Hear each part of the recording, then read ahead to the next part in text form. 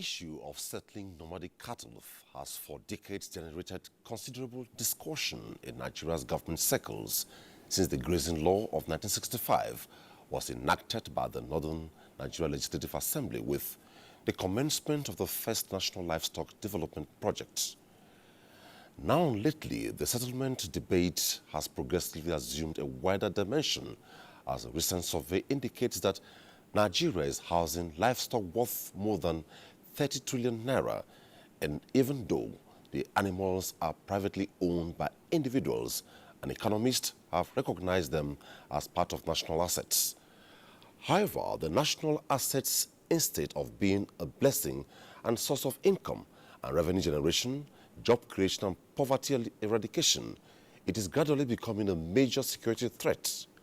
This is due largely to transhuman's nature of keeping and breeding the animals and destruction of grazing reserves and stock routes. The Food and Agriculture Organization of the United Nations estimated that Nigeria is losing about $14 million annually due to lack of effective and efficient handling of livestock. The present administration has now developed a new program and policy to develop the livestock subsector of the economy, as well as address crises resulting to ban on open grazing by some state governors. These and other issues we will be discussing with our team of discussants on the program tonight as we delve deeply into the perspective on reviving grazing and forest reserves in Nigeria. I am Omini Odan. Welcome to the program. But first, this background are put together by our agriculture correspondent, Musa Baba Aliyu, who was recently in Borno and Gombe states for fact-checking on the sincerity of the federal government in reviving grazing reserves in the country. It was few minutes past 7 in the morning of Wednesday, 2nd of June 2021, when I visited Wawazanji Grazing Reserve, located in Gombe State. It is one of the biggest grazing reserves in the country, covering more than 140,000 hectares of land. The State Commissioner for Agriculture told me that 2 million cattle can be settled in the reserve at a go. No wonder, Ado Idrisa and other members of the livestock breeders are living in the grazing reserve. The grazing area established years back was abandoned by previous administrations at federal and state levels. The good news here is that the administration of Governor Inuwa Yahaya and the federal government are out to rehabilitate the grazing reserve. Constructions of hospital, veterinary clinic, dams and access roads are underway. Well, the state government for now, they're even desilting the older dams that we have currently, and if there is time, we'll go through the desilting process. And this project are going to be handed over to the state for daily management. The abandoned primary school in the area is being rehabilitated. 11-year-old Mariam was happy with the transformation taking place in the area. She takes care of her mother's cattle before she attends classes in the morning. Not only Mariam, other children also attend the school and they are excited doing so. The transformation taking place in Wawazanji, Minister of Agriculture said will be replicated in other northern states.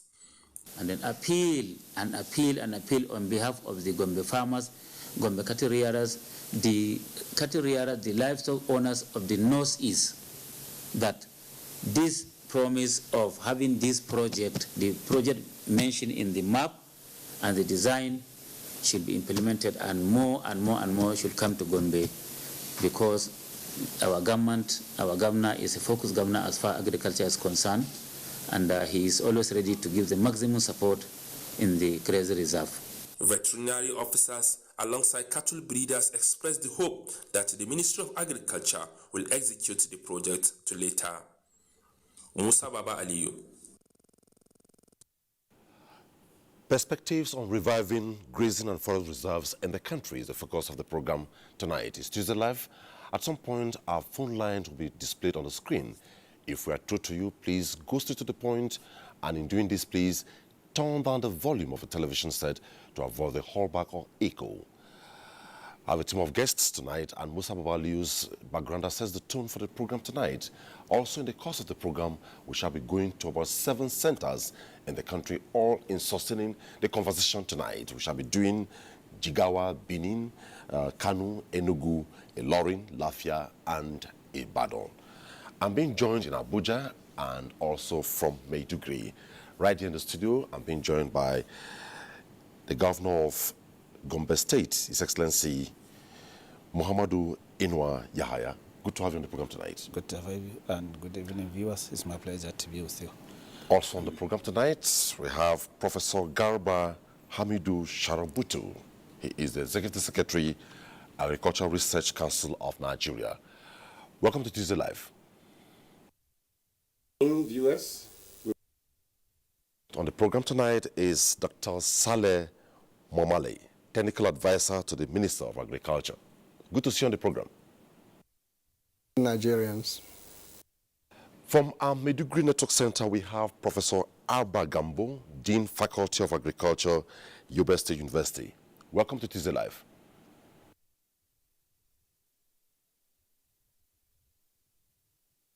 Good day, Nigerians.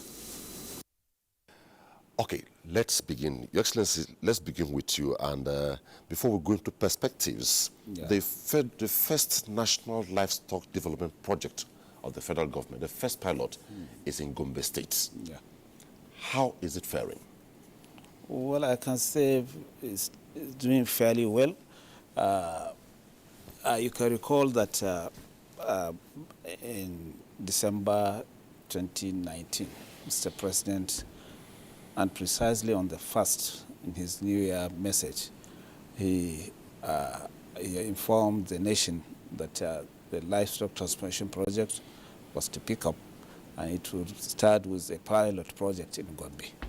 And that project is located in Wawazanji, which is about, I think, the largest grazing reserve in this country, covering a total of 144,000 hectares. But unfortunately, COVID set in, and not much could have been achieved with the set in of the pandemic.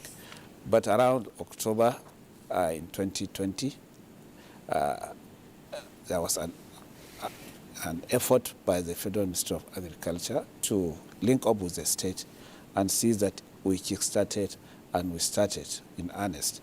So far, I can say we are doing very well on it. A road is being constructed, in fact 2 roads, even though they are truck roads, trying to link up or crisscross within the grazing reserve. The grazing reserve is located within an area of 144,000 hectares, as I mentioned, that is sandwiched within 4 local governments. So you can imagine what that is. So 2 roads to crisscross is not an easy thing, but it's been advanced now. They are working on it. Secondly, a veterinary clinic is being built, and also a health facility for the nomads themselves.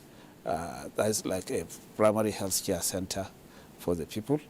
And the school has been rehabilitated, and a primary school that is, and the earth dams that are located, plus earth dams, boreholes are being put in place, plus also a paddock that is to provide the hay, which we call like a sample of about 10 hectares of, to cultivate, produce hay for the livestock. That's just a trial.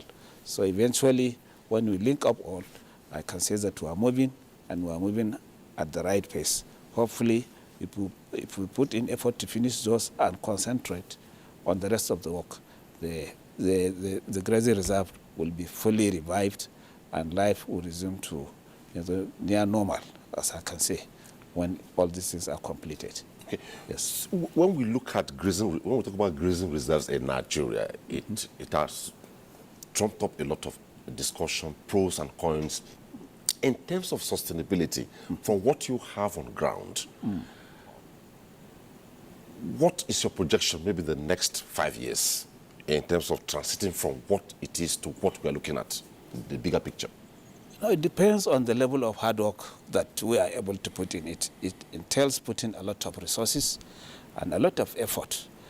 And with the situation now in the country, we have virtually no other option than to make sure that we double up, in terms of, organizing ourselves, garnering resources, executing the correct projects, and then attracting, the people to come and settle. Mind you, the whole crisis that has engulfed the northeast, northwest, and north central, I think is generated originally by this farmer-herders clash, and eventually that has extended to the south, because traditionally people are forced to move because of the seek for greener pastures, from the north to the south.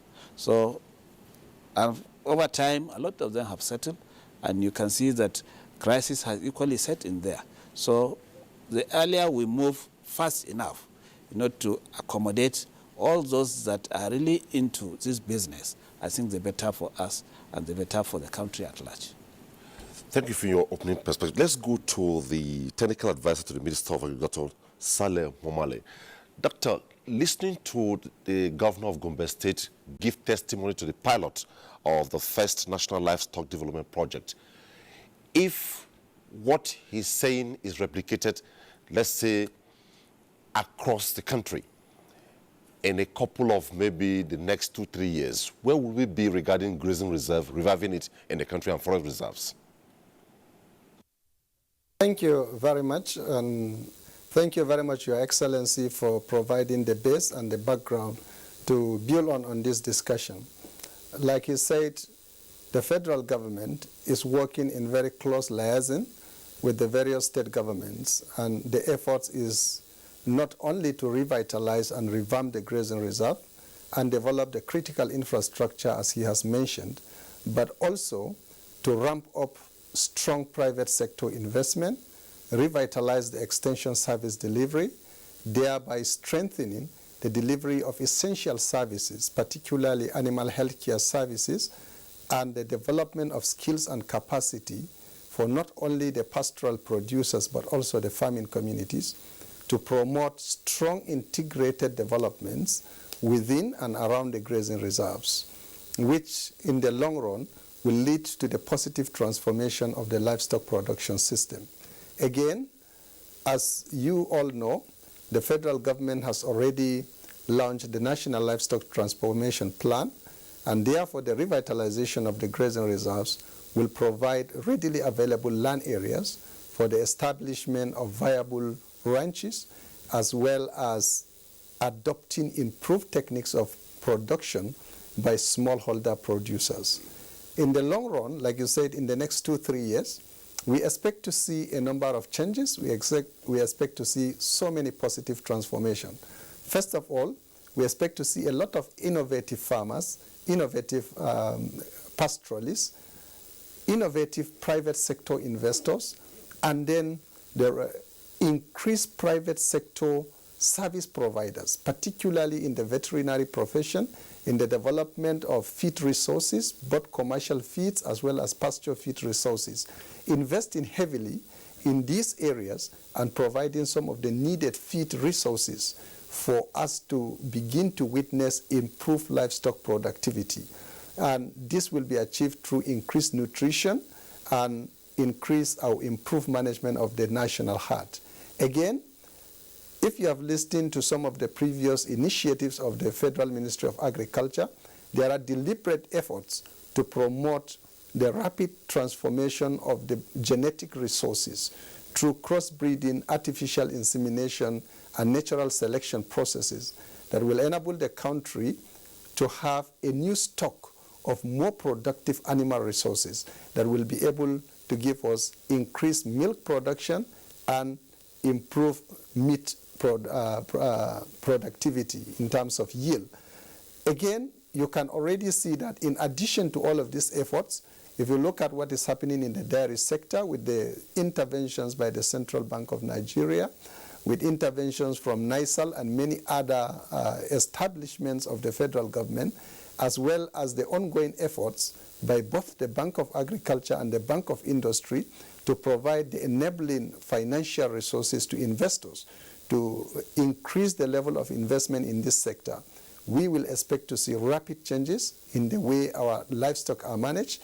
We want to see the pastoralists adopting more intensive systems of production, gradually leading to the establishment of more viable commercial ranches, and the smallholder producers maintaining their animals around their homesteads, within their farming areas, within their own communities, thereby minimizing long-distance movements from one area to another. So this is what we expect to see in the forthcoming 2-3 years, as you mentioned. Thank you so much. Professor Garba, you are the Executive Secretary of the Agricultural Research Council of Nigeria. Now, one concern basically is, if you look at what I would term the policy somersault over the years, grazing reserve is not new to Nigeria, but apparently because of population pressure, vagaries of the weather over time, maybe by dint of oversight, it was not followed. With the reviving now in the country, what is the Research Institute doing so that in the line of sustainability, we follow it back to back to ensure that issues along are clearly cleared as the project expands? Very much.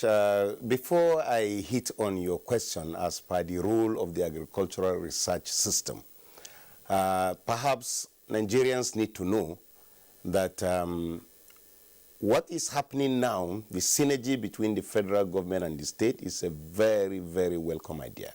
For a very long time, we have been waiting for this type of opportunity to present itself, where there is synergy between the federal and state government, especially in a profession or in a tradition that is threatening the peaceful coexistence of this country. It's a welcome idea, and I want to say that what is happening in Gombe, I can assure you, is being repeated in Niger State. They are also having this progress in Nasarawa State as well as in Borno State. Plateau State has also come up very seriously. But we need Nigerians to appreciate one thing, that business will strive when an enabling environment has been provided for it. Like, for example, when you develop airports, you are developing it for those that are in the air business to benefit from it. When you develop mechanic workshop and you demarcate areas for mechanics, you are doing that because you do not want mechanics to litter all over the place. So this type of environment is what I think is being provided for the livestock subsector. As a research institute, we are taking up this challenge. You know that for whatever reason, we have two very important research institutes in this country. We have the National Animal Production Research Institute. This institute is vested with the responsibility of developing fodder, and by fodder I mean the pasture that these animals are supposed to consume, because it is not just enough for us to house them or to keep them under restriction if we cannot provide them with the necessary feed, because what is driving their movement is actually the absence of feed as well as water in the various grazing reserves. So there is a challenge now to us to try and see how we can provide the necessary pasture seed for some of these upcoming grazing reserves or the rehabilitated grazing reserves to actually come up. His Excellency, the Governor has just told you that they have just started with 10 hectares. It is our responsibility to provide enough seed for them to be able to plant those grasses and legumes within those areas. And that is the responsibility for the National Animal Production Research Institute in Abuja. But more so, the local breeds that we have here, they have been identified as poor feed conversion animals. That means their ability to convert feed into meat and milk is very, very low. And that's the more reason why there is a challenge by the Honorable Minister for us to try and see what we can do to improve the local breed through crossbreeding. That is one option. The second option is to try and see whether we can intensify our artificial insemination process, where we are going to get semen from very viable products and inseminate into our local ones to try and see if we can bring up animals that are good milk producing or milk producing. Another attempt we are trying to do is to try and see whether we can establish embryo transfer centers in some of our grazing reserves to try and see. Yes, it may be very, very expensive, but honestly, these are the three items we are trying to bring up as far as our research system is concerned. The second research institute is the National Veterinary Research Institute in VOM, which has been challenged to produce more vaccines as far as diseases of animals are concerned, to also try and see what they can do to bring up remedies, to bring quick diagnosis. And I can tell you that there is already an attempt to revive all the veterinary laboratories that are existing in the various states of the Federation. And I mean various states of the Federation because our existence is in all the 36 states of the Federation and Abuja. So this is where the research system is actually coming up. Because whatever grazing reserve we are going to develop, whatever enabling environment is going to be provided, if we do not actually come in as a research institute to try and develop new breeds of animals, new species of grasses, as well as fighting this animal disease, the whole dream will be shattered. Thank you. Thank you so much. From our Maiduguri Network Center, where Professor Abba Gambo is joining us from. Prof, naturally you expect that when an issue like this comes up, reviving the grazing and forest reserves in the country, are you betting academics, agriculturists who are ready to key in, or we are betting people who come in and will be grouping and don't know the direction to follow?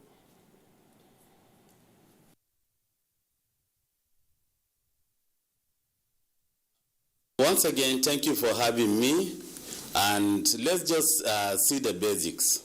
With a landmass of about 932,768 square kilometers, Nigeria has a diversity of different agroecological zones ranging from the savannah to the savannah. You have the Sahel, you have the Sudan, you have the Guinea, then you have the rainforest, etc. Landmass is good enough for animal productivity. That is by the way. But then the most important thing is there has to be a kind of legislation in all about. The grazing reserves have been in existence since the pre-colonial times. I was able to get a document developed by the Northern Nigerian government, regional government then in 1954, and then the grazing reserves in virtually all over the north has already been demarcated and they are well known. But then the truth of the matter is most of them are not gazetted. For example, in Yobe State, there are 31 grazing reserves in existence, but only 19 are gazetted. So we have to bring legislation into what we are doing, because if they are not well legislated upon, and then if they are not well gazetted, the population increase, the urbanization, and then the crave for more development of schools, hospitals, etc., you see that the encroachment process into the grazing reserves is actually increasing by the day. So agriculturally, what we intend doing is the constant movement is no longer feasible, like His Excellency the Governor of Gombe State said. For now, it's time for us to adopt what we call the zero grazing method. And the zero grazing method can only be done within a grazing reserve.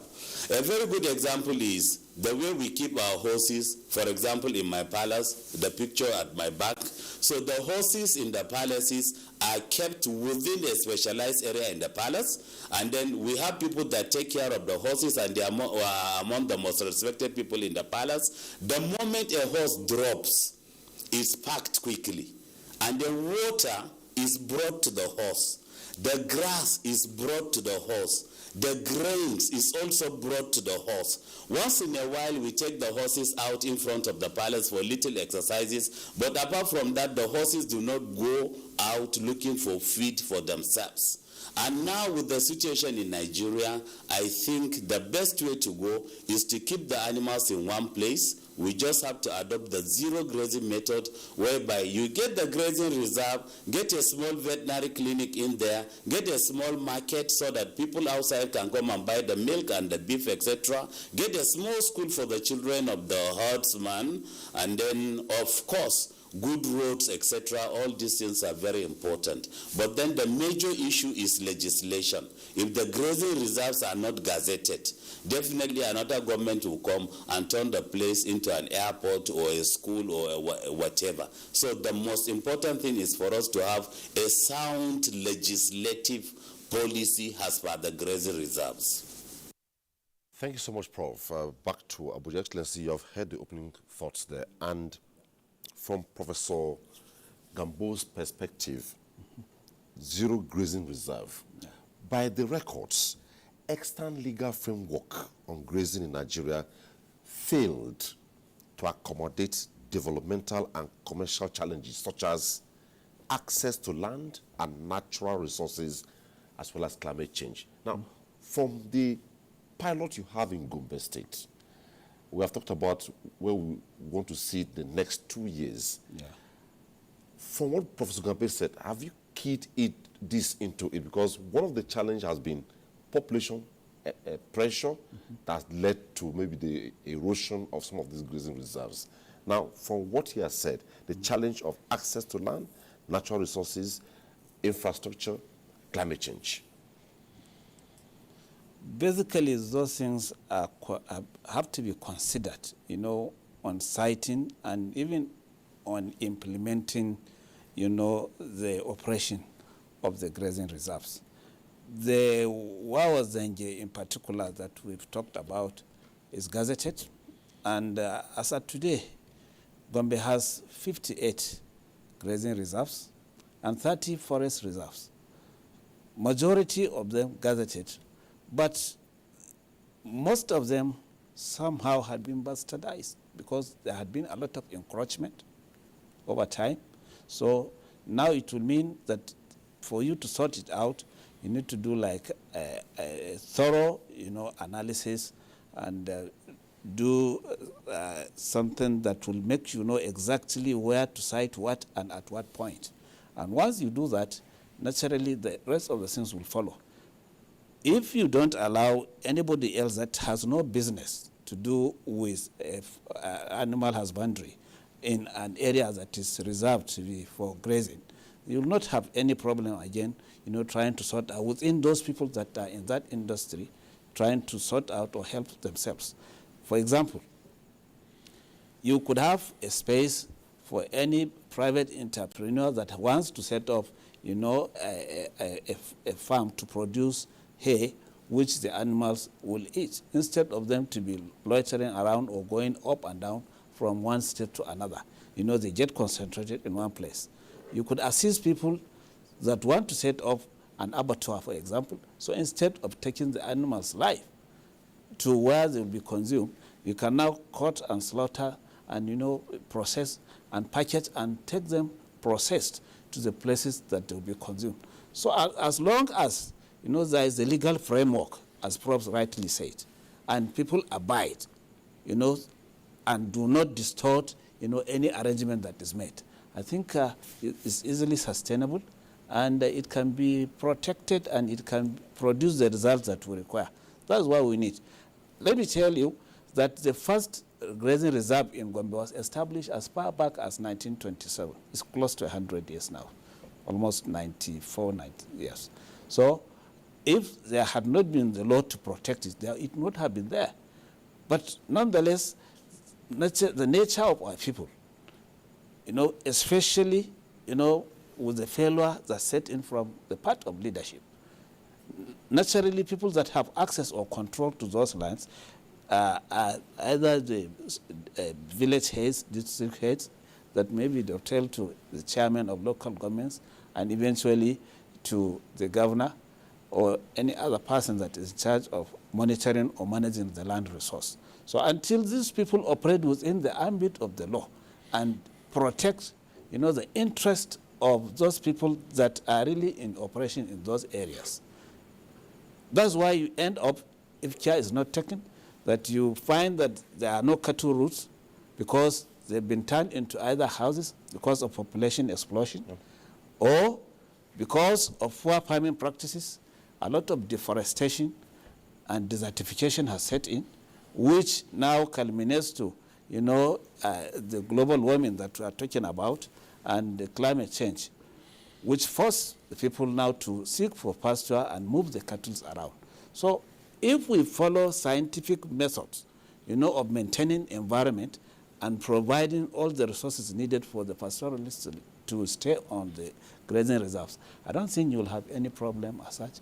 And the earlier we understand that, providing the legal framework, enforcing law and order, and providing the basics that the pastoralists need, and other farmers, and protecting the interest of crop producers and livestock producers, everybody doing his own and operating within the ambit of law. I think there will be no problem if we are able to sort on that, and that will ensure sustainability and productivity in the system. Okay, before I go to other guests, you mentioned poor farming practices. Yep. If you go into forestry practice, you have sustainable and unsustainable forest practice. For instance, timber and non-timber forest products. Yeah.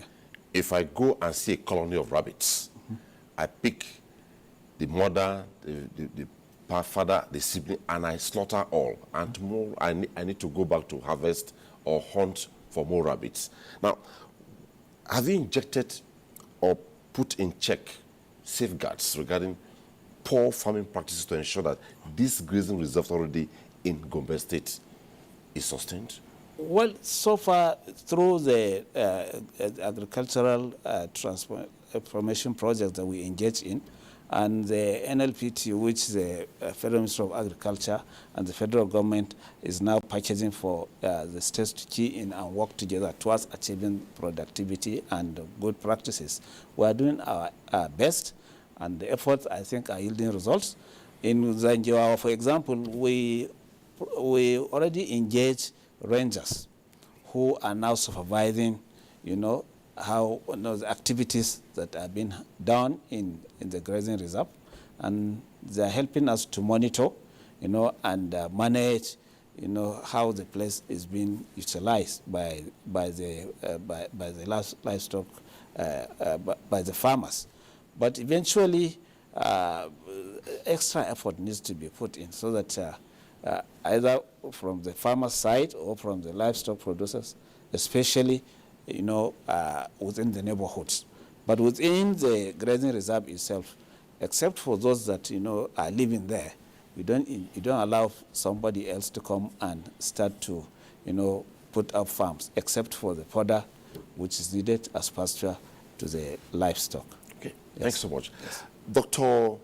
Saleh, still on this perspective, there is this direction that is not clearly put out, but let me direct you clearly now. In participation, I know there are plans to expand. It is said that establishment of cattle grazing reserves in the first instance for a period of determined by all the parties involved will help the pastoralists get used to it before we move into the next phase. In the plan to revive the grazing reserves in the country, do we have this in place or want to do a swift change? Thank you very much. I think critical to some of this issue is a very thorough socio-economic analysis, and like you mentioned, proper contextualization of our various production systems, irrespective of whether they are livestock, they are crops, or even industry. How do we want to approach that, and which development model do we have to adopt?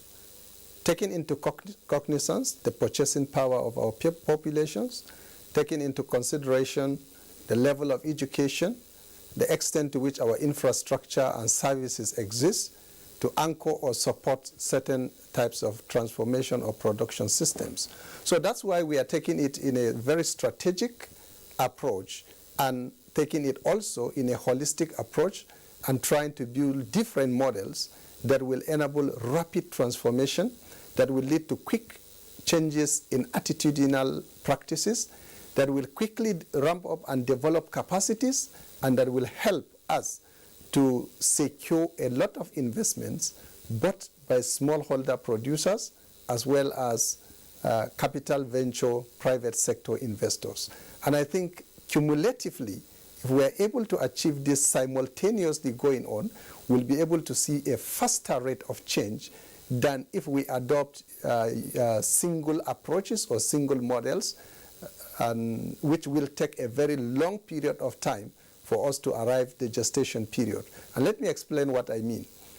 Smallholder producers, many of the pastoralists, you can see 20, 40, 50, 60 cows moving together.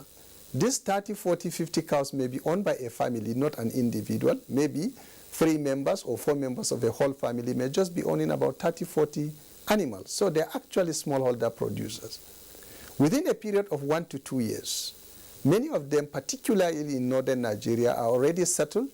They own some small parcels of land where they plant their own crops, and they're also managing their livestock. If you build capacity for them, provide extension services, organize them into producer cooperatives, and make them to recognize, as His Excellency have said, that because of climate change, because of a lot of land degradation over these years, because of expanding populations, the natural grasses that your animals used to consume, which was sufficient for them to reproduce and give you some reasonable quantity of milk, are no longer available from natural sources. So there are alternatives. And what are those alternatives? I think Professor has earlier said, if you are able to get extension services, you are able to get NAPRI to provide them with some quality seeds for production of pasture, and they are able to start growing little pasture, and instead of keeping their whole 30 animals as one herd, they now begin to split it so that every individual owner takes his 3, 4, 5 cows. He will be able to feed them within his own homestead, within his own farm plot, using some of these resources that are readily available to him. But if they combine them as 30, 40 cows and a flock, it becomes much more difficult for them to feed them at a go. But by the time you give them the right capacity, the right social orientation, and again, the necessary and supportive environment, particularly where state governments try to build and strengthen harmonious and cordial relations between the various resource user groups within our rural landscape, within our rural environments, as we have seen in Gombe and so many other states, then people will be able to live together, to trust each other, to integrate their production systems, to use crop residue in feeding livestock, to use residue from livestock production to fertilize our agricultural lands, to revitalize our agricultural lands and our soils, to more harmoniously and in a more friendly way capitalize and exploit our available both forest resources and water resources, which today are really managed effectively. If we take that, we'll be able to see increased milk yield within a very short period of time. We support, smallholder producers, butchers, and many others along the value chains to establish, for example, fattening lots, or what we generally call feed lots, where the weight gain of animals can be increased within a very short period of time. We organize some of our young graduates, from colleges of agriculture, from our universities, to be able to set up small milk collection centers, milk processing centers, to collect many of these products and organize, a market, creating jobs and opportunities. We'll create more integrated communities. We will see more rapid transformation. We will see more peaceful communities, and we will see more social integration within a shorter period of time. And that ultimately, like I said, for the large herd owners, those that own 50, 100 or more animals, will begin to see and to innovate and capitalize on the investments that the government is putting in terms of critical infrastructure in the grazing reserves, to also make additional investment in pasture production, as well as other productive resources like artificial insemination and crossbreeding, like Professor earlier mentioned. And collectively, this will lead in the long run particularly in the more humid regions, not the more drier Sahelian regions, we'll see the evolution of ranches, which will be commercially viable and whose products will be affordable by Nigerians. But if we say we are going to invest in huge technology-driven livestock production systems, then the products will be very expensive and may not be affordable to Nigerians at the moment. Thank you so much. Back to Professor Garba Sharabutu. Listening to Dr. Saleh give such a robust explanation, this is evolving towards the ranching, but we are evolving towards, we have not gotten there yet. Mutually agreed routes for grazing reserves has been a problem, and that has brought about the lingering problem of conflict between pastoralists and farmers, distort development efforts, raise security concerns, and what have you. All this is tied towards the overall attainment of global goals when you look at SDGs. If we don't mainstream properly or synergize properly, all what Dr. Saleh has said will amount to naught. How will the Research Institute assist? The major problem has been a takeoff. We have been delaying for quite some time, and it's good that the federal government has taken this, the bull by the horn by starting something. Because if we had started long ago when we have started preaching against the issue of cattle movement, by now we would have reached somewhere. And that is exactly what Dr. Momale is trying to say. The issue of social integration, getting the buy-in of most of our people. Let me say this, that let nobody be under that deception that grazing reserve alone is going to do the magic. Let nobody think that the issue of nomenclature is going to do the magic, whether you call it ranching, or you call it ruga, or you call it colony, or whatever. These are not solutions to the problem. We must identify the production system, like he said, in order to approach it in that manner. The smallholder, the agro-pastoralists, the transhumans, these are all issues that we have to come to the table. And what did the federal government do? The federal government decided to bring a blueprint. And within that blueprint, they are trying to get the buy-in of the various state governments. And the expectation there is, just like Gombe is doing, is to look at what are those things that are provided and can easily be domesticated and adopted in Gombe State. And even within Gombe State, in the various regions or local governments that are there. Similarly, it is expected that Plateau State will do the same thing. If possible, Benue State can do the same thing. Kano State will do the same thing. And try to see what they can select out of what the federal government has provided in order to make sure that there is this peaceful coexistence. Because a blanket implementation of what has been recommended is not likely going to go well. Like, for example, he mentioned the issue of trying to keep smallholder in one place. There is a family that can make do with 3 milking cows and a bull, and then they will be able to sustain themselves. There's also a family that may have up to 1,000. I can bet you to say that there is no individual that can keep 100 animals and continue to feed them on zero grazing.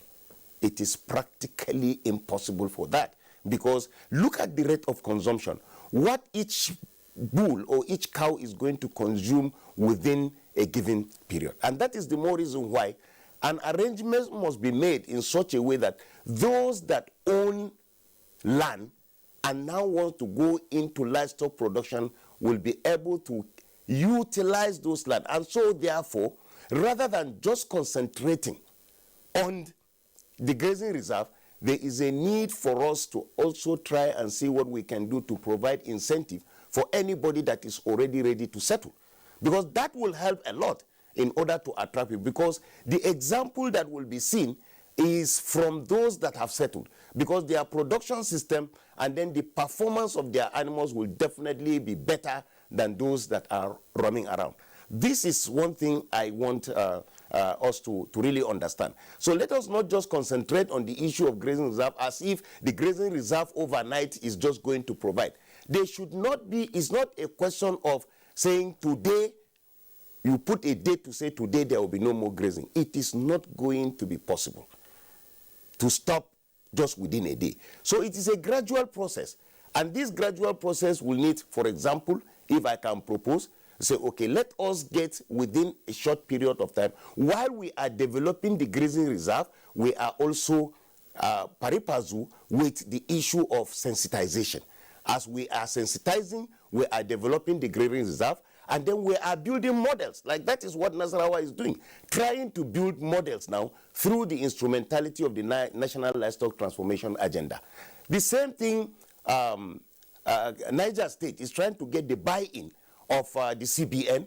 They are trying to get the buy-in of multinational companies, Chivita and the rest, to try and see what they can do. And gradually, the indigenous people or those nomadic people will continue to learn from this process. So this is a process that we are saying, give time. And if you give time, we will be able to do that. That is one. Secondly, there is nothing that has said that it is only the typical Fulani man that can rear livestock. If we really believe that livestock rearing is a business, then other people can easily come in and rear livestock. And for God's sake, people may not know that some of these animals that are being reared by some of these Fulani men also includes, you know, those of us that are within the city that want to invest. We buy these animals and we keep them. If you go to the universities, for example, University of Ibadan, you will find out that it is a typical Fulani man that is helping in rearing that animal. There are so many businessmen that are into livestock production in the southern part of this country, in the northern part of this country, that cannot really take care of this animal. They have to look for the services of some of these Fulani people. So the insurgency you are trying to talk about is a new dimension that is actually cropping in. It is rather criminality that is really cropping in, and using the shadow of the herdsman in order to perpetrate this type of practice. And I think we need to look at these two things if we really want to control criminality. That we don't just heap it on the herdsman, we also have to look at those criminals that are hiding under the name of herdsmen in order to perpetrate this.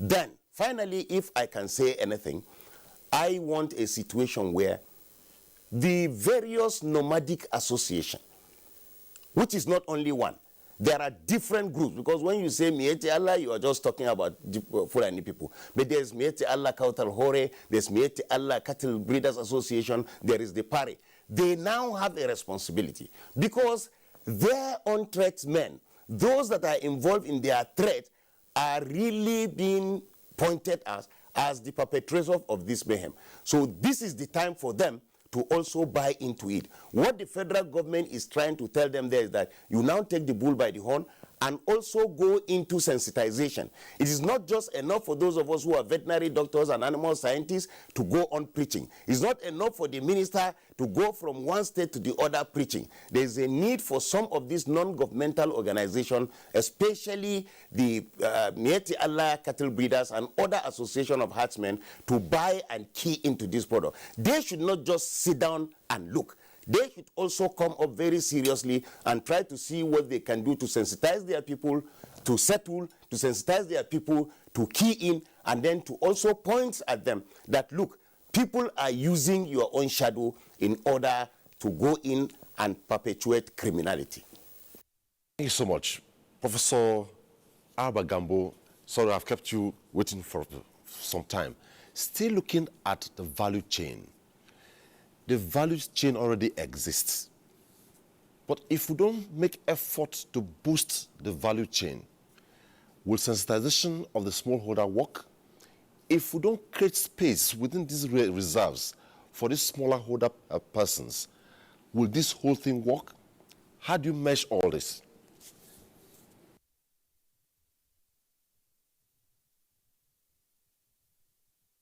Much once again. Now let's take a holistic look at the present status of livestock development in Nigeria. And we have to tell ourselves the plain truth. The typical Fulani cow in Nigeria after lactation, gives about 1 liter of milk per day. That 1 liter is equivalent to the bottle that is in front of His Excellency Governor Yahaya there. That bottle, that's exactly what a typical Fulani cow gives. By the time you go to South Africa within the same country, within the same continent, you find out that the Simmental gives about 30 liters of milk per day within the same continent. And even in Nigeria, by the time you go to Sabore farms in Mao Belwa, the Admiral Inyako farm, you find out that they give about 20 liters of milk per day. So this kind of discrepancy must be taken into consideration first and foremost. Then secondly, and most important, there has to be a comprehensive database of the animals themselves. I remember as agri-consultant to the Nigerian Governors Forum several years ago, we undertook a peer review of all the 36 states who had Gombe. And then I remember Senator Danjuma Gojo was the governor then. He told us Gombe has the highest concentration of livestock in Nigeria. Then from Gombe we moved to Bauchi. I remember it was Governor Isa Yuguda, and he told us that Bauchi has the largest concentration of livestock in Nigeria. We came towards Yobe. I remember Dr. Ibrahim Gaidam was the governor, and they told us the largest concentration of livestock is in Yobe State. So now this discrepancy has to be taken care of. And then thirdly and most importantly, those people that are moving, that movement from another, it's something that is genetically bound and then is part of their socio-cultural livelihood. So there has to be a kind of massive campaign to keep them in one place. Movement is part of their lives. They'll be moving all over. And I'll give you a very good example. One of the longest cattle routes that we have in Nigeria is the one that starts from Niger Republic, comes through Mainasoroa, comes through Gaidam. Mainasoroa is the border between Yobe and Niger Republic. Then it comes through Gaidam, which is in Yobe State. It comes down towards Bayamari. It moves down to Gujiba, and then it enters Damboa, part of Borno State. So these kind of routes have been in existence for a very long time. If you say we are going to keep the cattle in Nigeria on ground, what happens to those international cattle nomads that are always coming with their cattle, so because they have better market in Nigeria? That also has to be taken into consideration. We agree with research and development we can actually make plenty of progress, but for how long? We've done so much talk in this country that by now we are supposed to be doing the work. But I'm happy, at least something tangible has come in. And during our peer review, one of the major things we noticed was that there was a kind of lack of synergy between the Federal Ministry of Agriculture and the various state governments. I remember when the last regime was there was a policy document, I think the Green Alternative. I was given a copy at the Area 11 Headquarters Federal Ministry of Agriculture. I came to a particular state, I showed the commissioner, he said he doesn't know about it.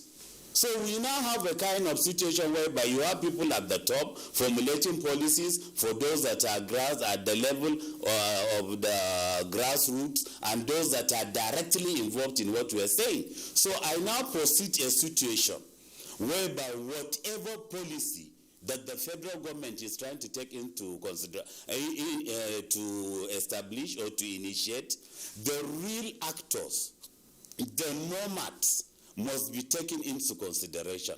Let us hear their voices. Are they ready to settle down, or are they not ready to settle down? If they are ready to settle down, what is the best method of settlement for them? If they do not want to settle down, how do we make sure that the grazing routes that have been in existence since before independence are well modified, and then people can actually move with their livestock? There is no way the government can stop this movement, because like I said, it's a kind of socio-cultural thing, genetic kind of. So now I think the onus is that there has to be massive sensitization of this policy, and then the voices of all of us that are involved in the agricultural value chain must be heard, and of course then the policy can have a real human face for the benefit of the country at large. Thank you so much. It's time to take some reports. I told you at the opening of the program that we'll go to a couple of centers across the country. But fundamentally, when we return, we shall be asking His Excellency the Governor of Gombe State, what was the magic of checking the nomads from moving about? And also fundamentally, in all this, an all-inclusive meeting in order to ensure that all the participants, like Professor Gamboa said, their voices should be heard. But after the couple of reports will be taken, beginning from Jigawa State.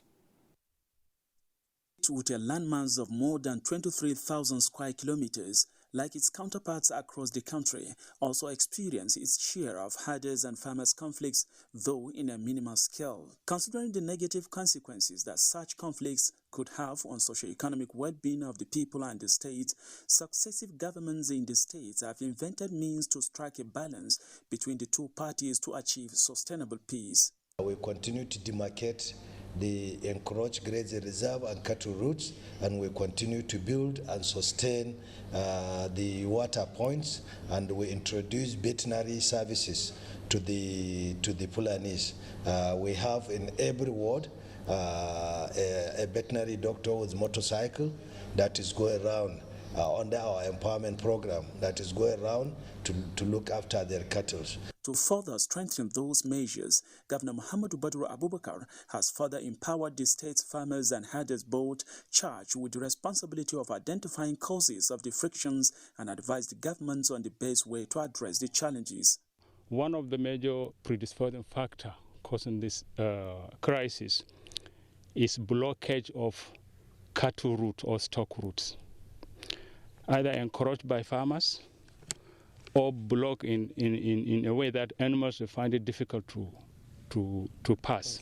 Through the board, about 450 grazing reserves have been created across the state, linked with a well-defined international, inter- and intra-state stock routes with windmill-powered water points, among other amenities for the comforts of the herders.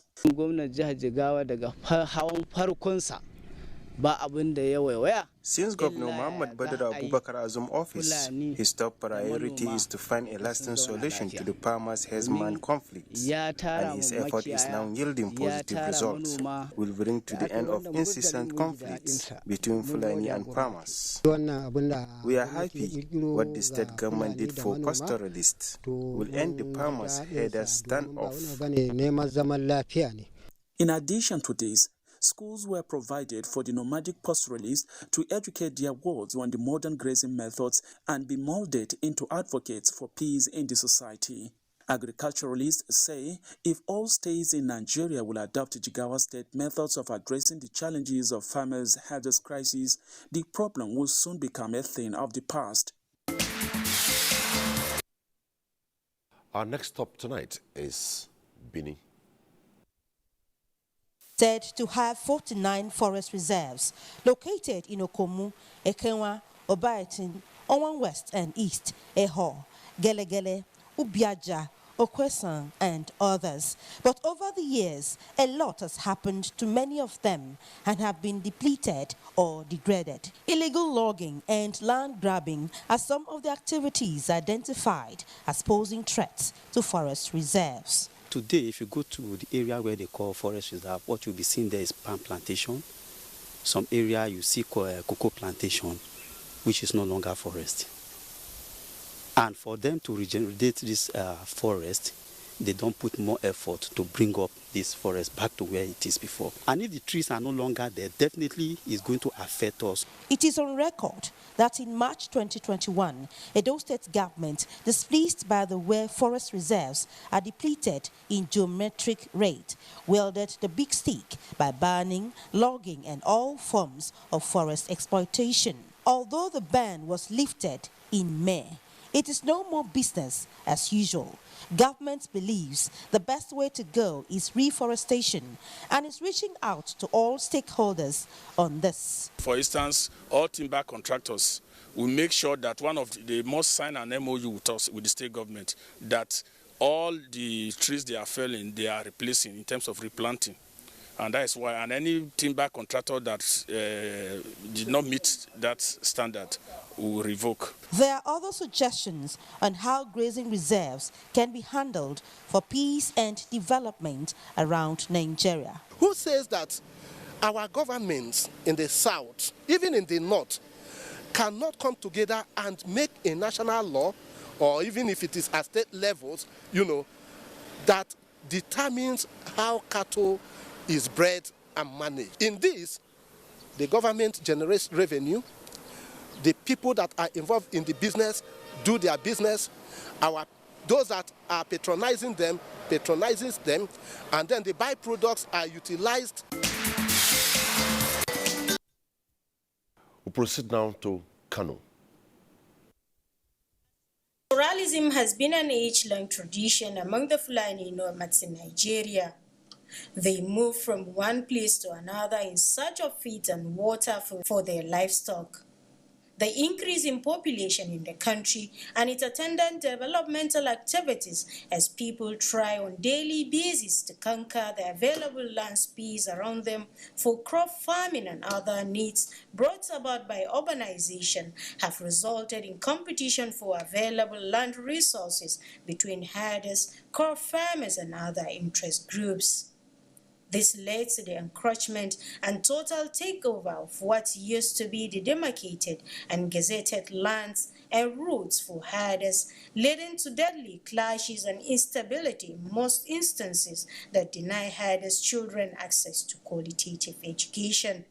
Sani Arbu is among the thousands of pastoralists who travel all year round with his herds and family in search of pastures. He is not happy with his situation. We also don't like moving around. We also want our children to go to school. In Kano, both federal and state governments have initiated workable solutions to these daunting challenges. Apart from the training of extension agents on conflict management and information gathering by the federal government, Kano State has also established a grazing reserve of more than 4,000 hectares at Dansoshia and other strategic locations across the state. In addition, a group of researchers are also lending their support through the innovation of new technology that will serve as alternative to open grazing. Can we change this? The answer is yes.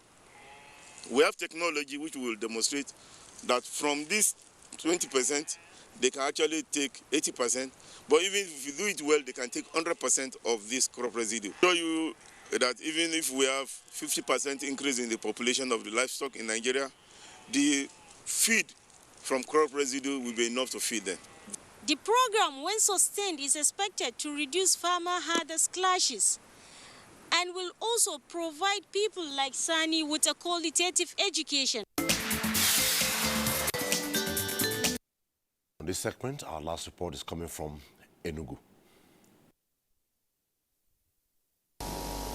Forest resources are those goods and services of the forest, either in its natural state or as a raw material which generates direct economic benefits, or as a producer of indirect benefits. Hence, the measure put in place by the Enugu state government to preserve and protect the forest. Our governor has graciously promised us that from our budgetary estimates that we submitted, that enough funds will be released for us to carry out afforestation and reforestation. But above all, that more staff will be employed to protect and preserve these forest reserves. Some of the people who spoke were of the view that forests, if well preserved and protected, will improve grazing reserves and bring about peace and development around Nigeria boundaries. I'm in big-time farming.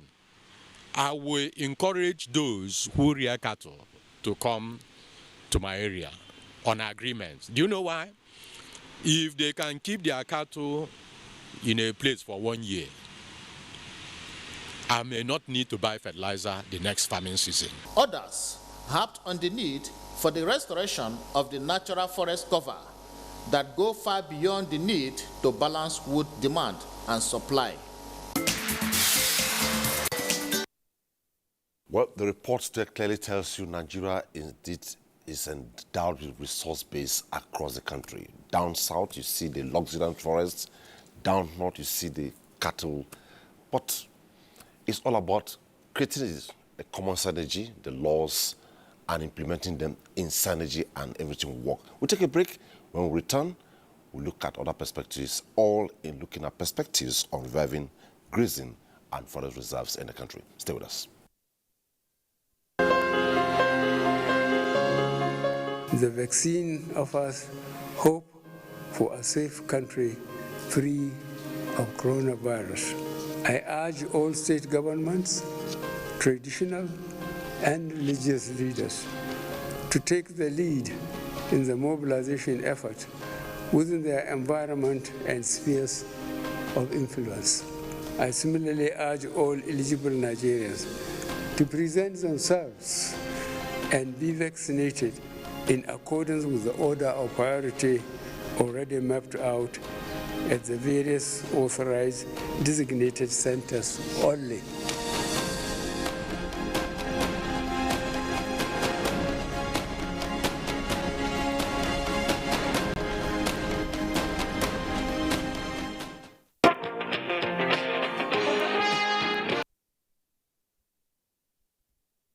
Sorry for the mix-up there, and back to the program. Your Excellency, before we go to our discussions, you heard the reports, and to our viewers, our phone lines are open.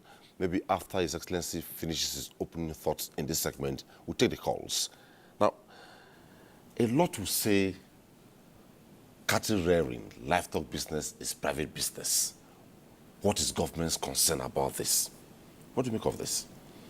I don't think anybody that thinks that cattle rearing, livestock production, and in fact agriculture, because it dovetails to something that is agricultural, and they go together, is no government business. The essence of government is to provide security for lives and property, and provide services to humanity. That's all. And if you fail in doing that, it means the government is not doing its responsibility, is not executing its responsibility properly. What is the essence of government putting money, for example, to educate people? Without education, you cannot be nowhere. And if you don't educate people, it means you cannot advance. And that education, ends maybe serving the individual more than collectively, when you join together the government. So if you support people to go to school and you don't support people to go to businesses, how will you now engage them? How can you provide food security to the people? You cannot live without food. And if you don't provide that food by giving that support for either the crop producers or livestock producers, then how can you guarantee your own food security as a nation? And without food security, where will the country be? So I don't believe anybody that thinks along that line now is doing the correct thing. I would rather suggest the government gets more focused, puts in more resources, and support these people as a business. Because the struggle we are in now is for us to provide means of livelihood to the people so that they can have a sustainable life, independent of the government. That is of essence. And if we are able to achieve that, we would have done a lot. We cannot expect that people will have the capacity to organize themselves and, to do all those things, especially, that are very capital intensive and that now focuses on, modernization. Culturally, traditionally, and in the socio-economic activities of the people. Without a proper means of livelihood, I don't think things can work well. And without that, it will mean that government is not even discharging its responsibility. For me, I think it's very, very key for government to get more focused, trying to sort out so that our people will sustain their lives and there will be food security, and we can guarantee that there will be peace and happiness in the country. Okay, let's take our first caller tonight. Abdullahi is calling from Abuja. Hello, Abdullahi. Hello, good evening. Good evening. I am Abdullahi Bajar, calling you from Abuja. Go ahead, please. I want to use this medium to congratulate Mr. Governor for 2 years in office. Last week I was follow all the program from Gombe. Congratulations, Mr. Governor. I, Radio Abdullahi Bajar, I am the indigenous of Plateau State. I know the importance of the headers, those that the rearing animals. I don't have even 1 pound that I'm rearing in my house. But last year, one of my farmers, as a little farmer, I used little for myself. The land where my father died, lived for me. I arrow it for me like 50,000. Yes, today, I carry tractor, people go and price my farm to arrow it for me. Tomorrow, by God's grace, I'm going to plant my maize. That farm, as I'm telling you, last year, I never carry single cup of any seed that I will plant for that farm. I leave that farm for the people that headed more than 60 cars. More than 1 year, I no plant anything for that farm. I leave it to the farm, to the headers. You put grand manual for me. This year, I'm proudly, I will not buy even 1 cup of fertilizer. So, it's a good resource for us. Anytime you see headers is not only for any one ethnic or tribe. It's for everybody. Yoruba are headers, Igbo are headers, Fulanis are headers, Hausas are headers. I'm a Bogom by tribe in Plateau State. I don't have a pound. Go and see my farm now. Before I left, come back to Abuja here. I know that, yes, by God's grace, I plant my seed. If by God's grace it germinates well, I know what I'm going to harvest for that farm. May God bless people that are headers. We have to plan to start rearing animals. There is big interest in it. Please and please, federal government should put interest on it to give support for people that rearing animals or all headers. The way government Kano people are planning, yes, I don't say it's not good. It's good. But we that we don't have enough to go to the market and buy fertilizer, we are using this. I thank God. Thank you so much, Abdullahi. I think that's the most we can take from Abdullahi. And from Abdullahi's response, let's go straight to Professor Gambo in Maiduguri. Professor Gambo, listening to Abdullahi, clearly what he's trying to say is he's trying to corroborate what the respondents from Enugu said in one of the reports. He said, I don't mind having a pastoralist come to my land and spend the next 1 year. I don't need fertilizer on that land. Judging from maybe his native intelligence, the way he has put it, if we follow this in principle and practice the way it should be, grazing reserves, where are we heading?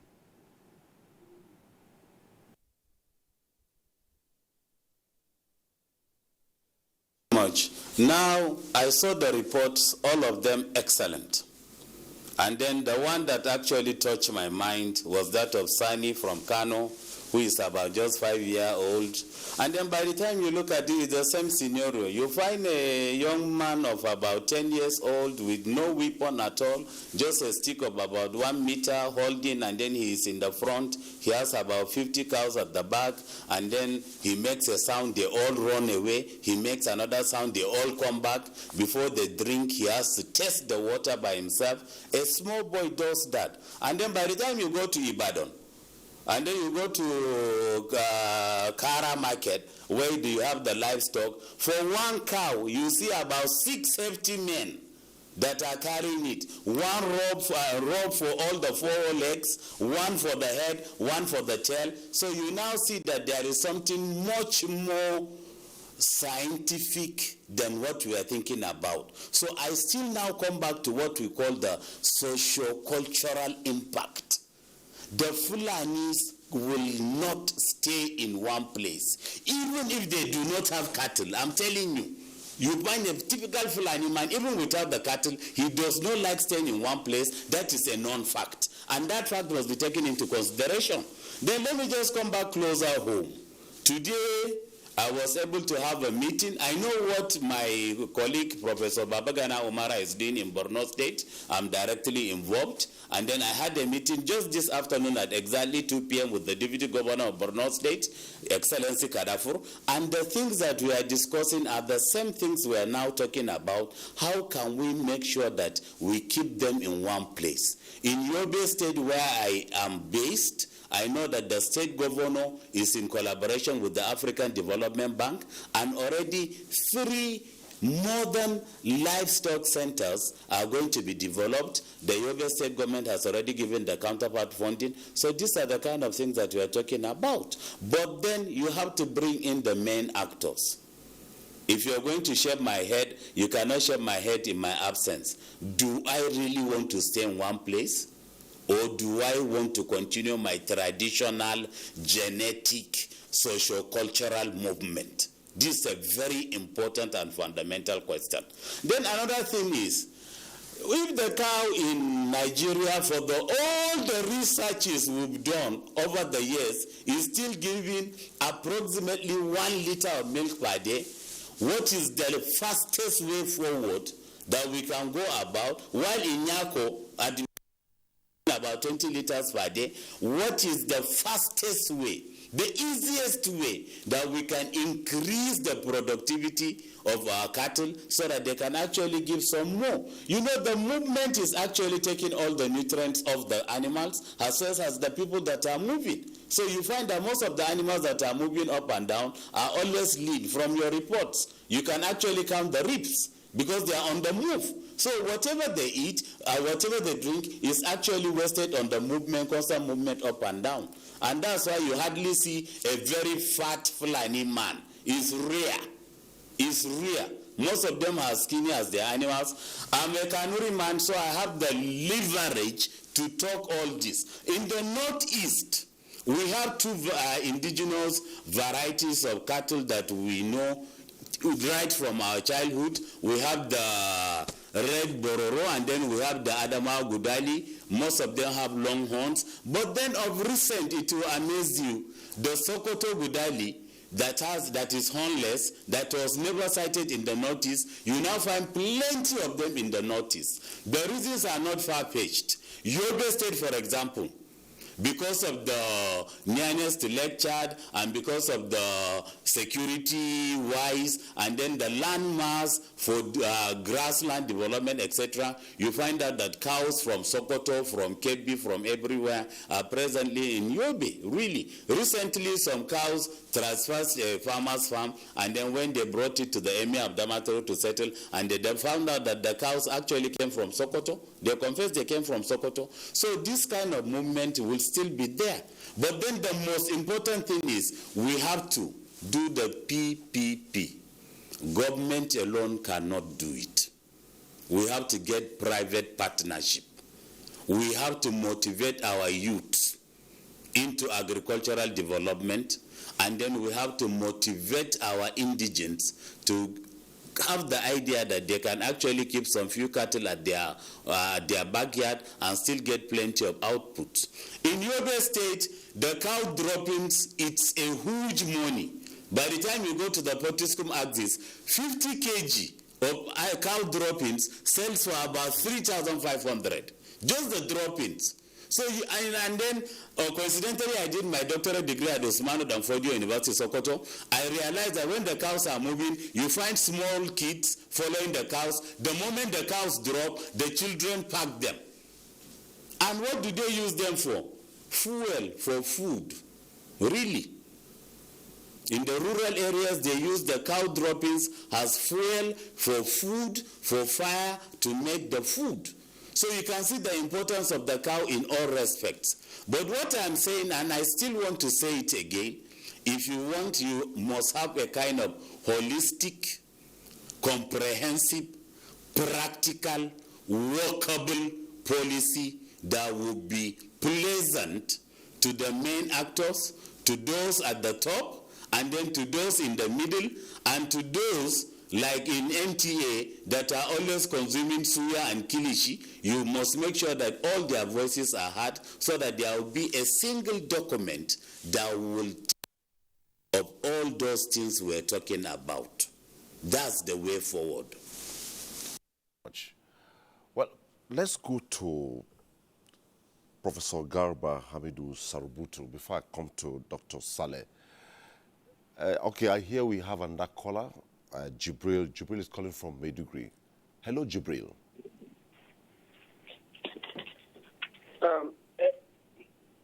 Hello, good evening. Good evening, Jibril. Please go ahead. Okay, so this is Dr. Jibril from Maiduguri. So once again,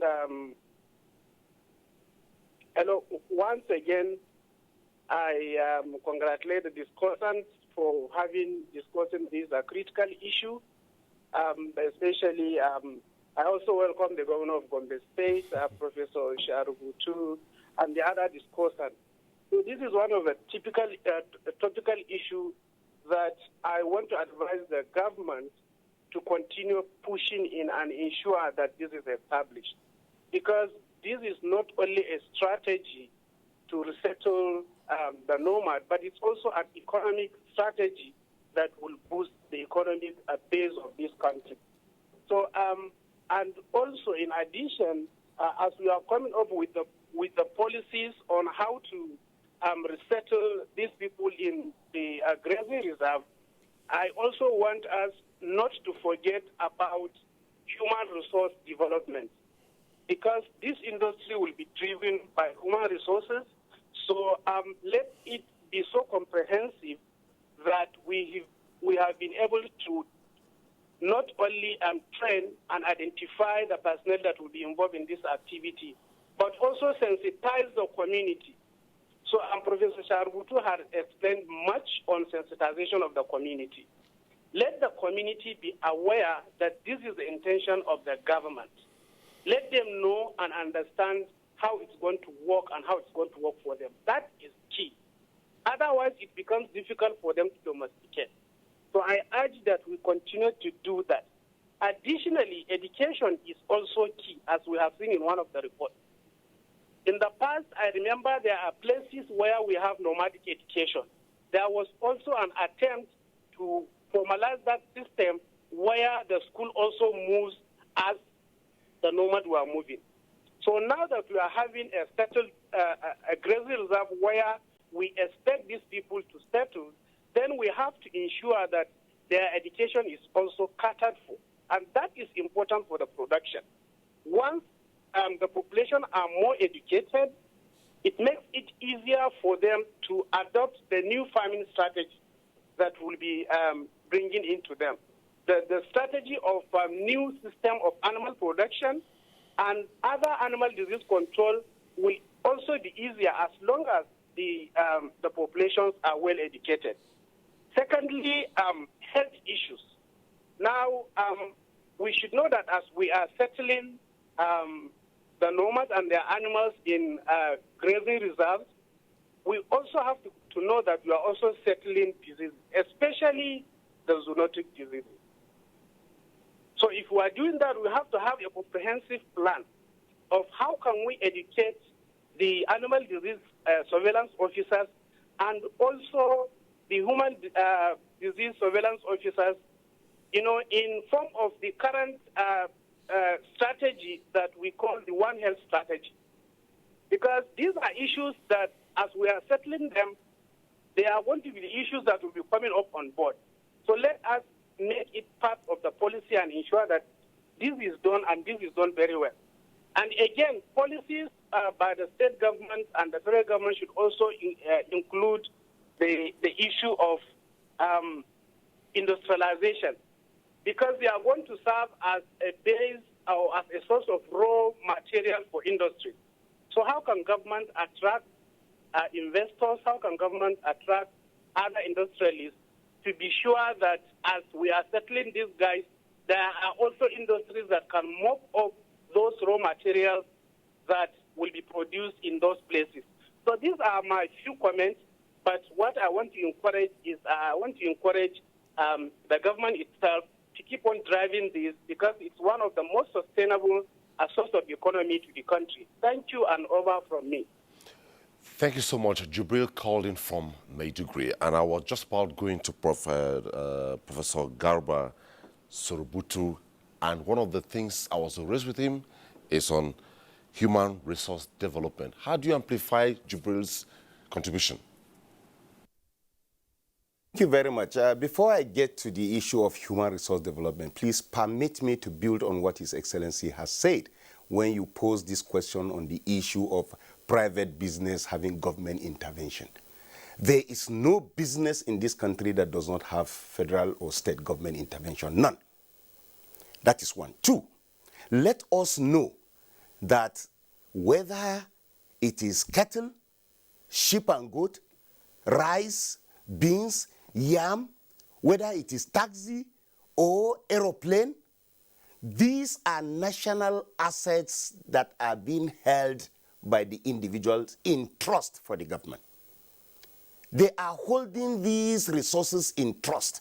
So it is not 100%, to the benefit of the practitioner.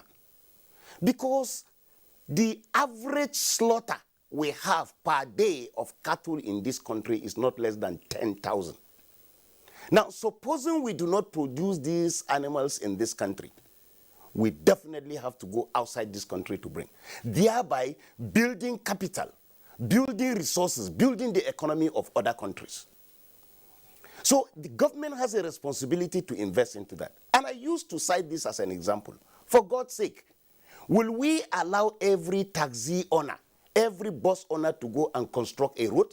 It is the responsibility of government to construct the road, thereby creating an environment for the taxi driver to drive his vehicle smoothly to the service of individuals.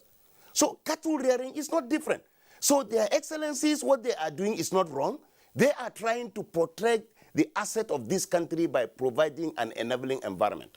Just like I insinuated at the beginning of my presentation, that you do not expect Airpeace, Arik, Dana, Max Air to go and continue to build their own various airports. The government provides that. You do not expect every farmer to go and construct a fertilizer blending company. Government comes into it. It is after some times that when the business begins to grow, that they begin to take over some of these things. Like this grazing reserve, the eventual, success story of this grazing reserve will be for those who are resident in that place to manage it. And by managing it, they take care of the security network that is there, because if there is any encroachment, if there is any movement of any foreigner into that place, you find out that the resident in that grazing reserve will be able to take care. Now, coming to human capital development, what the government is doing is not that. Those of us in the various colleges of agriculture and the ADPs, government has insisted, and I know that this is a clear directive by the Honorable Minister Nanunu, that we must increase on our input. Our training program for the extension workers must be comprehensive. And that is why we are opening up outreach centers all over the place. ARCN is encouraging most of the colleges of agriculture to, in response to what the minister is saying, open up outreach centers. These outreach centers will be able to reach out to the various communities in crop production, in livestock production. So the human capital development is there. Then we are also introducing, for each college of agriculture, there is entrepreneurship. Now, if you want to go into livestock production, there is a 3-month training program for each person who wants to go into livestock production in order to build capital. And what are we concentrating on? We are concentrating on diseases. We are concentrating on how to provide better feeding, farm management practice. This is what we are doing. And of course, it has already taken off. It has taken off in Plateau State. It has taken off in Enugu. It has taken off in Ekpe for fish farming in Lagos. So you see, what is happening there is that it is a comprehensive package. I just hope and I pray that most of these state governors will carry this transformation agenda and take it back home. And what do I mean by taking it back home? Sir, there is no state in this country that does not have a Ministry of Agriculture. There is no state in this country that does not have a Department of Livestock. These Department of Livestock are populated with animal scientists, animal superintendents, veterinary doctors. Our call here is let us get these people who are technologists of this development. Give them this program. Let them interpret it for the various state government and come out with a package to say this is it. If not, we are keeping them there, we are paying them salary, and then we are not giving them the new trend of things to interpret for us. Technologies of development are meant to interpret things and give to the policy makers so that they will make policy based on it. I'm calling on our state government, various state governments. Utilize the ministry, utilize the Department of Livestock, and try to see what they can come up with. Believe you me sincerely, if we are able to utilize most of our technical persons, we'll be bringing up the best, rather than operating based on one form of sentiment or the other. Thank you so much. Before we take on Dr. Saleh, let's take this caller from Lagos, Fred. Hello, Fred. Yeah. Good day, everyone. Yeah, I'm Fred from Lagos. Hello? Fred, go ahead. We can hear you. Please, could you turn down the volume of the television set, please? Yeah. I did. Go ahead. Yeah. I thank you people for the discussion of today. Yeah. Yeah. Fred, could you turn down the volume of your television set, please? Yeah. I thank you people for the program for today. It's a very good topic. I thank the excellency there. I thank the professors there and co. This topic is a very good topic. We're talking about taking care of our animals in our country. The animal that is anybody that is taking care of. And taking care of your animal is your own personal business. And your personal business, you will do it on your own to make your own money on your own. So anybody that is doing business to make his own money, know how to do it. You won't, for example, if the professor there, one of them is a farmer and another one is rearing animals, and the professor there planted something in his own farm, and the other one there cow came and eat up all those what the other one planted. It won't good. What I encourage for people for this topic is that in each state we have something like ranching, which they will take care of. Each state, everybody in each state, every state we have ranching. In every state we have Ministry of Agriculture. In every state, so any cattle that used to come to a state, we have a place where the cattle are being kept. I'm afraid, Fred, that's the much I can take from your call. I think from what I can deduce from what Fred is trying to say is the need for ranching, maybe rather than grazing reserve. But this whole thing is metamorphosing into ranching, but it's a gradual process. And I take this reaction quickly to Dr. Saleh, because we have a couple of reports, then we'll come back for our concluding thoughts. Dr. Saleh, listening to Fred, I believe you also deduce what he's trying to say.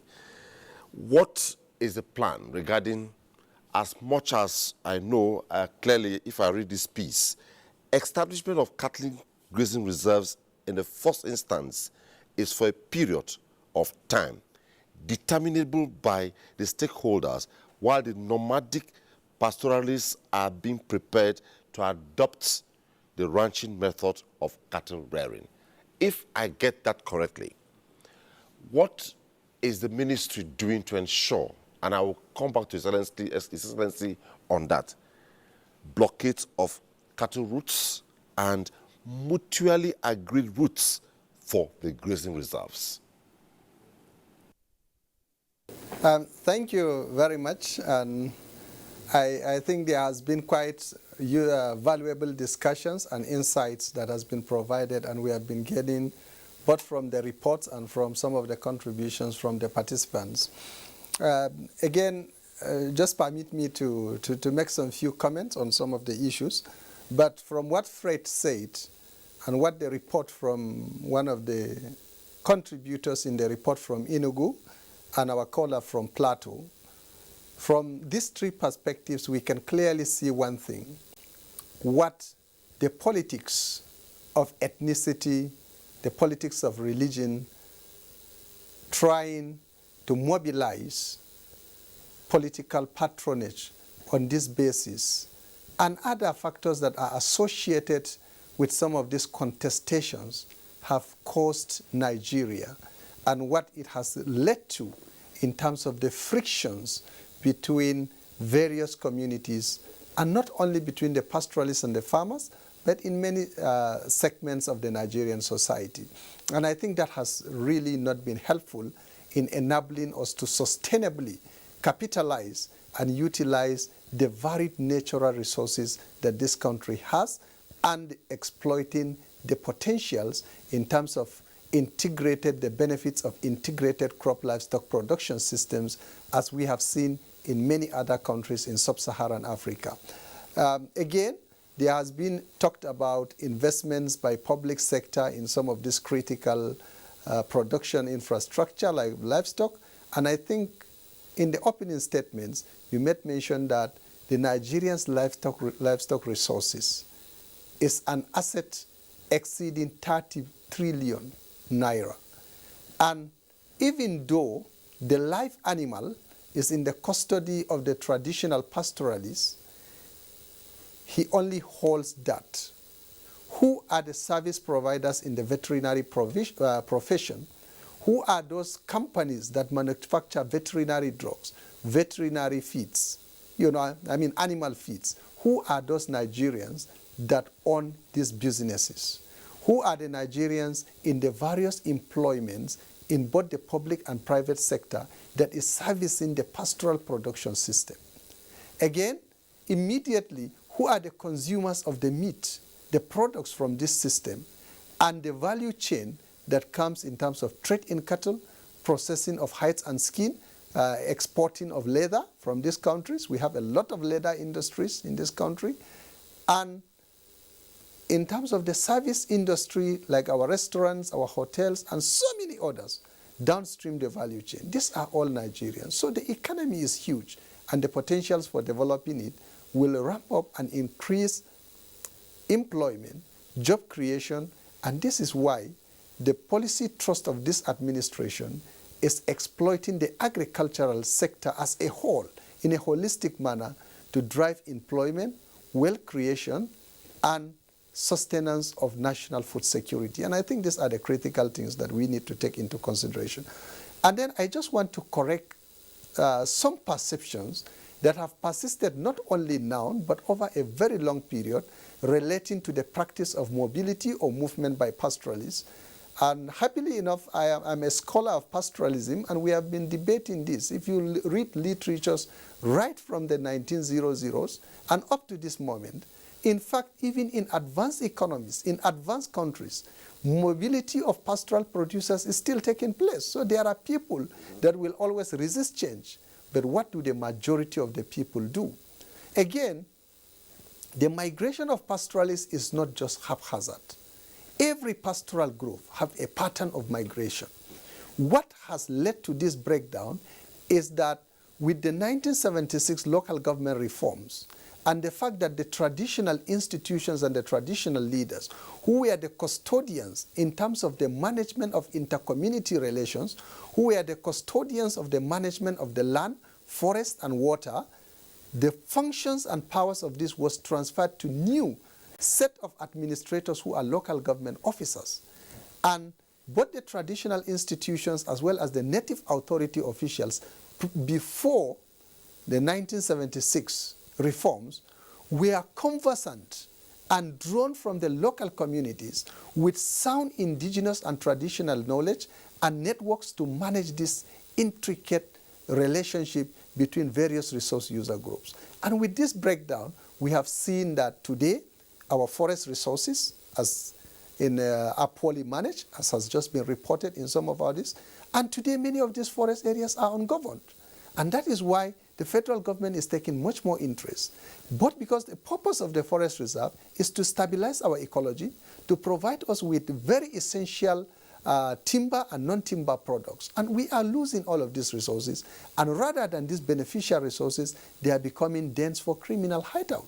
Again, these are all challenges that we need to recognize. So with respect to the migration of pastoralists, I assure every Nigerian that as of today, almost 90% of all the cattle owners have one form of permanent settlement or the other.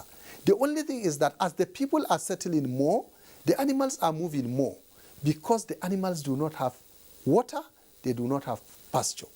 And this is why all of these issues of criminality come into play. In the past, it was the entire family, the father, the children, the mothers, and the young children that were moving together with the animals. But with all of these social and economic transformations, many of these pastoral communities have established either permanent or semi-permanent settlements. And the animals are left in the custody of young people who move with these animals from one place to another. And this has contributed to some of the narratives and some of the views that we are seeing. So we are assuring Nigerians that the vast majority of the pastoralists, once the requisite infrastructure, once the requisite technology and the requisite capacity is provided, the movement of animals will be significantly reduced. In terms of the cross-border movement along Nigerian borders, that for sure, there is a framework, the ECOWAS Transhuman Protocol. And contrary to what many Nigerians and some of the media narratives tend to showcase, is not that the protocol is resulting in coming in of pastoralists from other countries. No. Before the protocol, there was a lot of movements in and out of the countries, but there was no institutional framework for the management of that movement. So the purpose of the ECOWAS Transhuman Certificate or Protocol is to provide a governmental framework that will govern and regulate and provide the countries across this region mechanism to coordinate. And what we have failed to do is to enforce this mechanism. And I think these are some of the issues that the Federal Ministry of Agriculture is talking with other sister ministries, particularly the Ministry of External Affairs and the Ministry of Interior, with all the other organs, as well as the local and state governments, because they are the custodians of most of these land areas along our borders. If we are able to do this, we'll be able to design a coordinated movement framework that will clearly define zones of movement.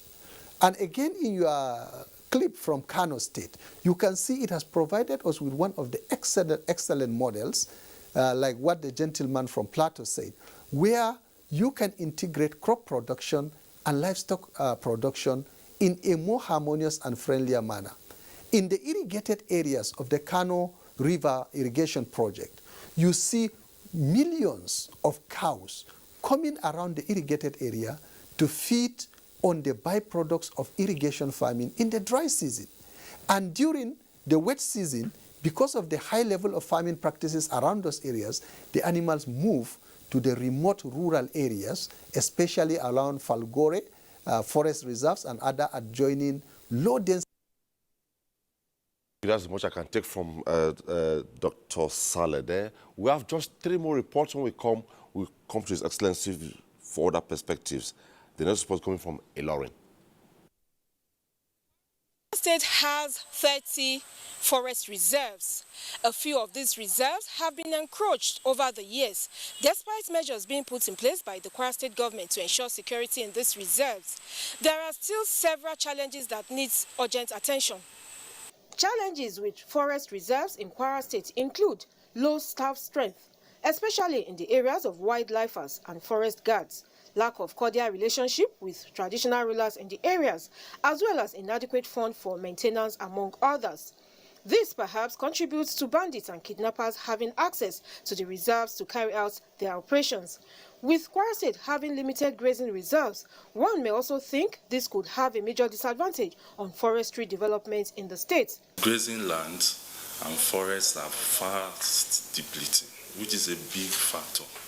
It's having a very, very big issue and influence on grazing reserves. They should be able to identify the extent of the forest and then demarcate the area. They should recruit more. And those that are already present must be going through different training. Some communities in Asa and Baritin local government areas were recently attacked by unknown gunmen, a scenario that may hinder healthy communal living among rural settlements. Cattle ranching should be embraced. At least each senatorial district in the state should have a cattle ranch. That is the way forward. In as much as there is need to put in more effort in forest reserves to ensure security, experts say it is also important for relevant stakeholders at all levels to do more in the area of ensuring safety of lives and property. Lafia is next. It is also facing challenges of the perennial farmer-herder conflict, being an agrarian state where most of the farmers practice largely mixed farming, with vast forest and grazing reserves suitable for agricultural activities. The state has been selected as a pilot state for the National Livestock Transformation Plan. As part of plans to drive the process, the state government will use some pre- and post-colonial laws that have been gazetted to earmark the areas where the projects will be sited. Of course, by grazing reserve and forest reserve, it will mean that these are areas that are already gazetted by law, and they essentially are under the control of the government. State government has entered into a series of partnership with the World Bank, development partners, and some non-governmental organizations at different times to interface with farmers and herders on the need to coexist peacefully, with assurance that it has secured their support and cooperation. This message of peace, as attested to by some of the persons involved, especially at the rural areas, is yielding positive results. Zaman lafiya ba wani damuwa tsakanin akwai yaran da ba sa jin magana sai suna ji suna barna sosai sai mun kira juna mun manya mun kira juna. As you are now seeing them, they are helping us, and also they are also enjoying. We will come as friends, we will come as brothers and sisters. So with these people you are seeing them, we don't have much problem here within us. Even if we have a problem, we call for settlement, we settle together, and make everything good. The relationship between the two groups with intensified sensitization is hoped to yield positive results for the common good of all. Last report tonight is coming from Ibadan. Times have exposed a lot of atrocities within forest reserves and farmlands across the country.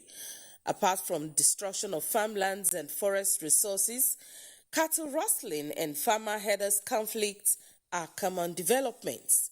This is in spite of the various measures that have been taken by government at different levels towards a peaceful and comfortable environment. So many of the forest reserves are just existing on paper and no longer are there on the ground. Those that are there, some have been degraded and some have even turned to housing estate. But without this reserve, we probably will not be able to meet in the international requirement of 25%. And that's why we were excited with the presidential initiative on this afforestation program and all other interventions to see how we can regenerate some of these reserves and repopulate them, and praying that they will be allowed to remain intact. Agriculture is an all-encompassing occupation. It is not only restricted to crops. Cattle is one of the key livestock components in our agricultural system. So the window of opportunity now is that the rural population that are the extent of social and economic disaggregation and disintegration as we are now, based on the crisis on the ground, is to address the issues. This emergency situation, experts noted, will defeat government efforts to transform agriculture at the rural level, except policies are put in place to discourage encroachments. Consistent dialogue and engagement with population of rural settlements, as well as collaboration with relevant agencies, have also been identified as pivotal to ensuring healthy communal living. Well, the last report from Ibadan, Your Excellency, as much as we don't have much of the time, we have hinged so much on this already. Yeah. And what I'll be asking you is, I imagine if all state governors key into this grazing reserve the way Gombe and a few other states have done, where we'll be heading to in terms of the business of livestock? Definitely, one, productivity will increase, security will be restored. There will be no farmer-herders clash, because the genesis of these clashes is because of the scarcity of land resource and global warming and climate change that forces, the pastoralists to move in search of green pasture. So if all states will key in and provide the basics, I think we'll have no problem, and there will be peace, there will be harmony, and there will be security, and the economic prosperity of Nigeria will be guaranteed and enhanced. I think the earlier we get to understand this, the better. We have to support one another. And pastoralists, crop producers, and any other professionals that are, rendering service to the economy in total need to be supported so that Nigeria will move forward. Right now, given the success story in Gombe State, what's the ratio in terms of herder-farmer clash? Relatively low. I don't think there has been cases that have reached that level that can cause that concern as in other places.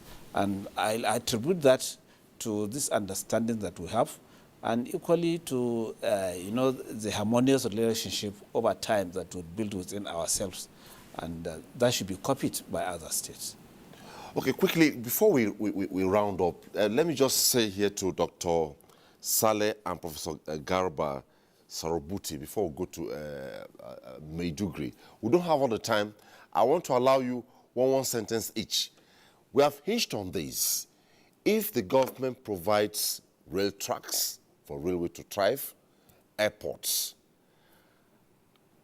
and government also provide grain reserves, right? Why won't it be used? One sentence each, beginning with Dr. Saleh.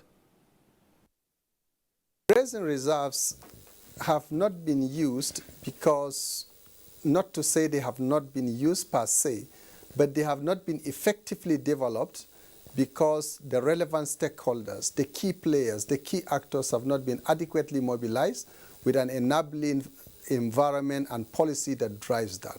Putting that together, bringing in all the stakeholders, mobilizing the citizens, getting the support of the critical stakeholders and the professionals in the sectors is key in achieving such a laudable initiative. Well, thank you so much, Dr. Saleh Mamola, for being on the program tonight. Let me go to Professor Sarabuti. But we are lucky now that the government has seen the light. The government has taken this initiative. And my prayer there is that we should be our brothers' keepers, and let us take this opportunity, seize this opportunity, and turn a new leaf to our existing relationship professionally and otherwise. Thank you. Thank you, too. And let me, at this point, thank Professor Abba Gambo, Dean Faculty of Agriculture, Yobe State University, for being part of the program tonight. Thank you so much for being on the program. Thank you so much. Your Excellency, your last sentence for tonight before we wrap up. Thank you so much. To Nigerians. Yes. On. Well, this is a very wonderful initiative, and I support the idea of having such engagements so that together, we can solve the problem. Like I said earlier, if there had been this relationship that has been built over time, there wouldn't have been issues of farmer-herders clash, which degenerated and reached the level of, rustling and eventually this banditry and kidnappings, because means of livelihoods for some very significant portion of our people, somehow got distorted. And for them, that's all it takes to live. So they have to find ways and means. And if we should reduce criminality by, engaging in issues like having this, sort of providing ways and means by which we can be our brother's keepers, such a thing will never arise, or at least can be managed so that we live peacefully and happily. I think it should be encouraged. Thank you so much, Excellency Muhammadu Inwa Yahaya, the Executive Governor of Gombe State. It was nice having you on the program tonight. It's my pleasure having you too.